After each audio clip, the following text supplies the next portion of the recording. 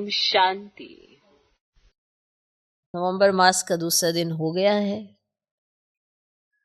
ऐसे ही बीतते बीतते समय बीतता जाता है। पर आप हर दिन में क्या कमाई करते हैं? हर दिन में आपने क्या अपने लिए तैयार किया? अब जैसे लोग भी तो कमाई करते हैं ना, व्यापार करते तो कमाई करते हैं, कुछ जमा करते हैं, कुछ खर्च करते हैं। तो सारी चेकिंग होनी चाहिए अपनी कि हमारा जैसे पहले वैसे रहता है तो यह कि परिवर्तन आ गया। चिंतन में कितना परिवर्तन आया है, कैसी सोच बनी है, परिवर्तन शक्ति से कैसे काम लिया, क्या बदलाव आया है, बदल पाए नहीं बदल पाए, या अभी भी कोई वही वाला सीन आ जाए तो वही पुराने संस्कार इमर्ज हो रहे हैं।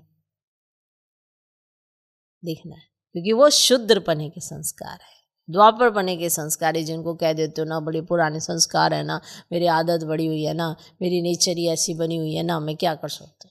जितना प्रभाव आपने जास्ती बाप की बात का रखा होगा या दूसरी बातों को रखा होगा, तो जितना अभ्यास होगा उतना आगे बढ़ोगे।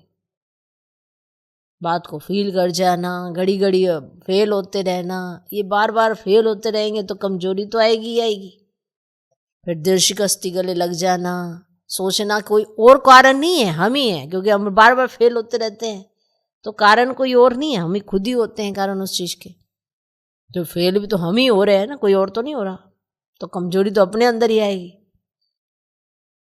हम मान लो बार बार बीमार होते रहेंगे तो शरीर तो जैसे ही कुछ होगा तो फिर बीमार, फिर कुछ होगा फिर बीमार, क्योंकि मना कमजोरी है तभी तो बीमार हो रहे ना बार बार।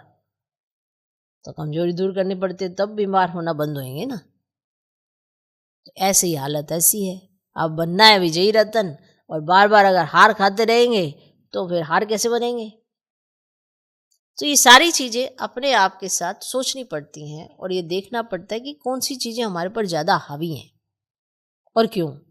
इसीलिए फिर हम समय पर मान कोई ऐसी बात होती है तो कह देते हैं मेरे संस्कार है ना, वो आ जाते बार बार मेरे संस्कार। तो जब बाबा ने कहा कि जब मेरा कह ही दिया है तो उसने तो अपना अधिकार जमाना ही है आपके ऊपर। अगर मेरा कहना ही है तो अनादि और आदि संस्कारों को मेरा कह लो।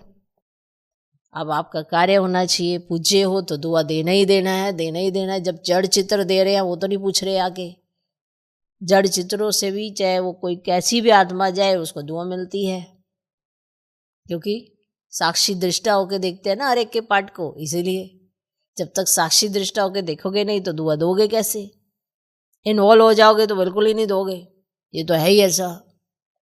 ये सारी चीज़ें तो आप मुरली को रिवाइज करना, अच्छे से पढ़ना, समझना, अपने आप परिवर्तन देख पाओगे।